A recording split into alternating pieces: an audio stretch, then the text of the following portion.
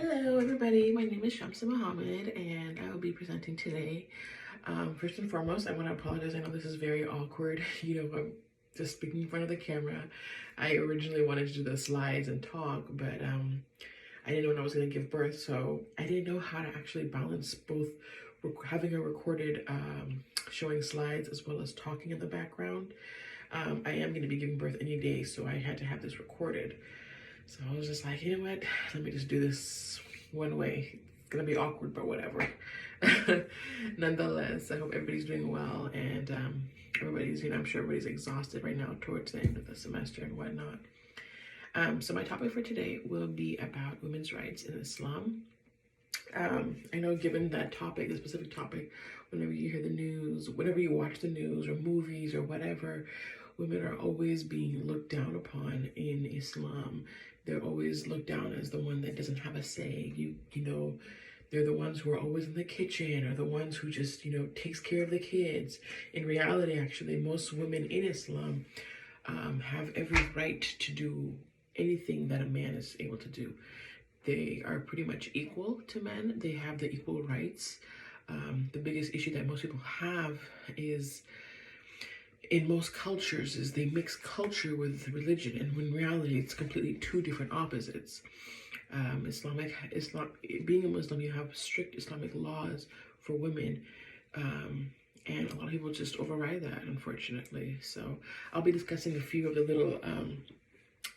rights and topics that women have in this religion. So the first one, which is a huge controversy that most people actually have heard about and I'm sure know about, is the whole polygamy thing, that men can have up to 4 wives in Islam. And yes, that is true, but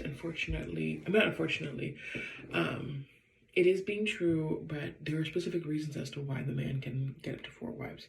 First of all, he's able to marry a second wife or a third or whatever if his first and original wife agrees upon it. Before they even get married, they have to actually have in their marriage contract stating that she's approving of that. Like, if she's okay with it, she has to say, okay, I'm agreeing with that. Or if she's not, she has to specifically say that in the beginning of their marriage. I do not. And even if they don't specifically put that in their contract, later on in the marriage, if the man decides to have a second wife, he has to go through his first wife and say, I want a second wife. She cannot just go behind her back and just do that just for the sake of it. No, she has to actually agree to that. And typically most reasons why most men do have second wives is because maybe the first one, typically, the typical reasons, not all the time, but typical is because the first one can't conceive. A lot of women can't conceive, unfortunately, so he'll marry another one just so he can have the, ability to have a child. There are other factors as well, like maybe if he found somebody who is a widow, she needed, someone to help her financially. And, that's another reason why some men choose to marry, I've seen it myself personally. I personally don't agree with it. I can never ever told my husband, I said, that's not happening. He always jokes around with me, though. He's always like, excuse me, he's always like, you're 4 women in one. I can't imagine marrying more than 1 wife. And I can't imagine having 4 mother-in-laws. So that's a little joke that we always have. So, But yeah, so like I said, it has to be specific reasons as to why they have that. And another thing is, if a man has more than 1 wife, he has to treat each of them equally. So if he's giving one house for one of his wives, which is like, what, $400,000, $500,000, whatever the case is, he has to give the second wife the same amount of a house. He can't just not provide a house for the other ones. No, he has to treat every single one of them equally. So there's a lot of, specific reasons as to why people have more than 1 wives, and they have to do them according to the correct laws. There's another specific ruling in scripture, actually, in Islam by the famous Prophet Muhammad, and his hadith was about having a daughter. And, he said that it's such a blessing to have a daughter, that if you have 1 or 2 daughters, you're guaranteed paradise. The father and mother are guaranteed paradise if he has more than one daughter, if he takes care, shows love, respect to his daughters, God has promised this man paradise just for having one or two daughters. You know, that's how high women are carried. That's how high women are valued in Islam. Just by having a daughter and showing her that love, showing her that respect, showing her that, you know, just giving her all those great qualities, you know. He's promised, you know, paradise just by having a daughter and doing those things and making sure she's taken care of, you know. So I think that's a beautiful scripture.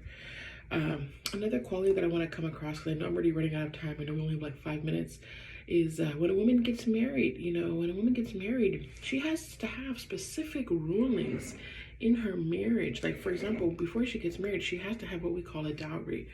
In Islam, in Arabic, we call it a mahar. And that could be going through whether it's money, you know, and it could be gold, jewelry. It has to have a high quality thing. So most in my culture, they usually give money, like, you know, whether it's like $4,000, and then they give gold. They have to give expensive gold. Some people, they just only want a ring. Some people just want a car. Some women just want a house, whatever. But it has to be a gift that the husband must provide to his wife. And it is mandated. There is no going about it. It has to be done. You know, there's nothing, you know, going about it.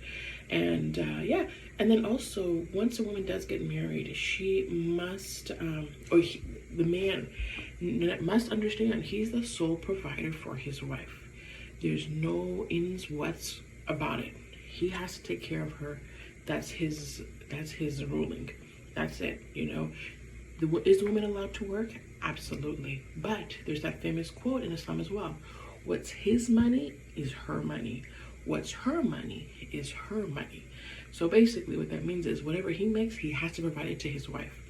If the wife decides to work, she can work, but she has the decision if she wants to provide him any money. And it doesn't have to be anything, even $1. It has to come from her and her own decision.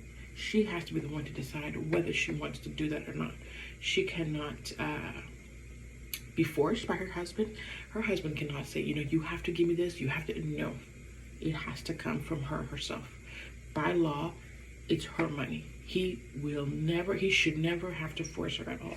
So that's very, very important. A lot of people override that. A lot of cultures, though, men do take advantage of their wives and they say, well, you know, I need you to work, I need you to do this. Nope. By Islamic law, that is her money. She cannot give it up to him.